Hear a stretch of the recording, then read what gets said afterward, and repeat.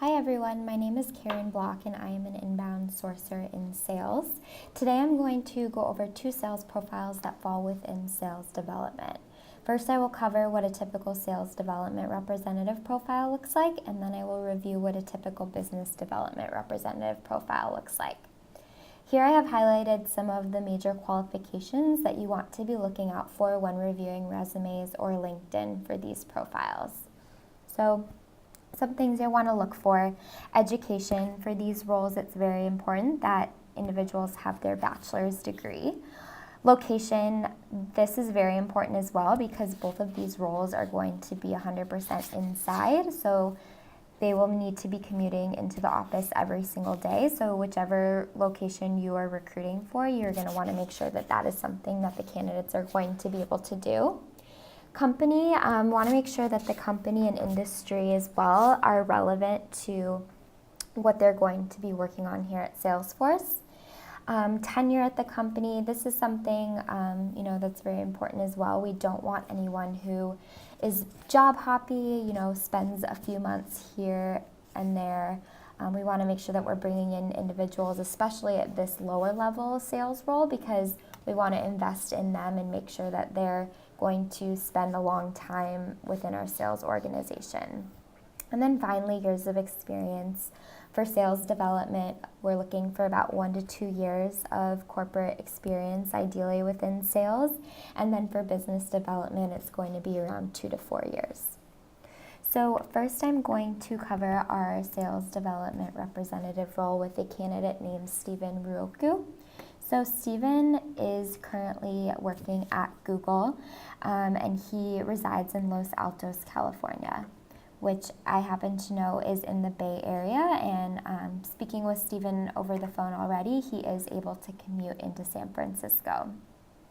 He also attended DePaul University, as I can see here, but I also like to just double check this under the education part of LinkedIn. While it doesn't say that he has his bachelor's here, I have already spoken with Stephen over the phone, and he has confirmed that he has his bachelor's degree. So again, make sure you're double checking this, and if it doesn't quite specify, make sure that you're confirming with candidates over the phone. Diving into Stephen's experience, he started as a project manager right out of college, and then from there moved into a sales development representative role at Google. So he's been in the sales development and sales space, as you can see, for a couple of years now, and has held a few different roles, has worked his way up at Google, so clearly has had a track record of success there. So as we confirmed with Stephen over the phone, he does have his bachelor's degree from DePaul University. He resides in an area where he's able to commute into the Bay Area office every single day. His company, Google, obviously is very relevant. Internet industry is something that we like to see. And he's tenured at Google. He has held, few different roles there, and it clearly proves that he's had the track record of success. And finally, his years of experience within Google, those 2 years that he's held sales roles, are just in line with what we're looking for. Next, I'd like to dive into our business development representative role. So again, we're looking for some similar qualifications, just a few more years of experience. So I'm gonna, talk about this candidate, Riley Irvine. He actually has already accepted a business development representative role with us. But again, I can see that he attended Miami University and currently resides in San Francisco.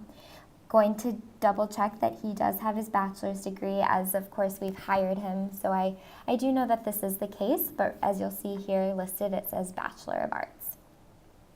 Again, he's already located in San Francisco, and so I don't need to double check that. And he has held several different positions since he graduated. So this is an internship, doesn't necessarily go towards his postgraduate experience, but started as a solutions development representative with a networking company, and then worked his way to NetScout, where he was most recently employed before coming over to Salesforce. At NetScout, he held a couple of different roles, and so again, we're able to see that he has track record of success, and even listed some of his quota attainment here. So I can see that he's been successful in over exceeding his quota. So again, Riley attended Miami University and received his bachelor's degree. He is located in San Francisco, so I know that he's able to commute into our headquarters. His company, NetScout, his previous company, NetScout, I should say, was a computer networking company, so within the technology industry, which is great. And he held a couple of different roles there, so I know that, he had a track record of success and was tenured.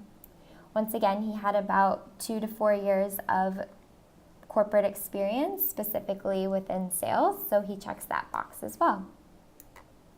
As you can see, these two candidates meet the qualifications for both our sales development representative and business development representative role.